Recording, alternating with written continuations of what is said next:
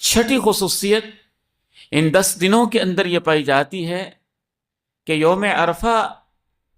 کے وقت، یوم عرفہ کے دن جب حجاج کرام میدان عرفات کے اندر جمع ہوتے ہیں، دنیا کے کونے کونے سے سفید چادریں پہن کے لبیک اللہم لبیک کہہ کے صدائیں بلند کرتے ہیں، روتے ہیں، گڑ گڑاتے ہیں، ان کی آہیں، ان کی سسکیاں پوری کائنات کے ماحول کو بدل دیتی ہیں۔ اللہ رب العزت یوم عرفہ میں نزول فرماتے ہیں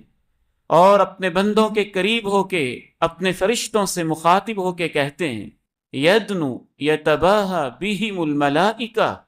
فرشتوں کے سامنے اپنے ان بندوں کی اداؤں پہ فخر کر کے کہتے ہیں۔ کیا اللہ رب العزت کا انداز ہوتا ہوگا؟ کبھی کبھی میں سوچتا ہوں تو میرا تصور کہتا ہے اللہ فرشتوں سے کہتے ہوں گے تم تو کہتے تھے یہ فساد کرے گا، یہ دیکھو نا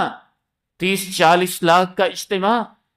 ان کے ہاتھ میں تو چھری کانٹا بھی نہیں، یہ تو بال بھی نہیں کاٹتے، یہ تو گھاس بھی نہیں کاٹ رہے، یہ تو اتنے پرامن ہیں کہ یہ اپنے گھروں سے جدا ہو کے انہوں نے تو سفید کفن جیسی چادریں پہنی ہوئی ہیں اور میدان عرفات میں جمع ہو کے روئی جا رہے ہیں، آنسو بہا رہے ہیں۔ پھر اللہ کی رحمت جس جوش میں آتی ہے، جس جوبن میں آتی ہے، جو انوار برستی ہیں،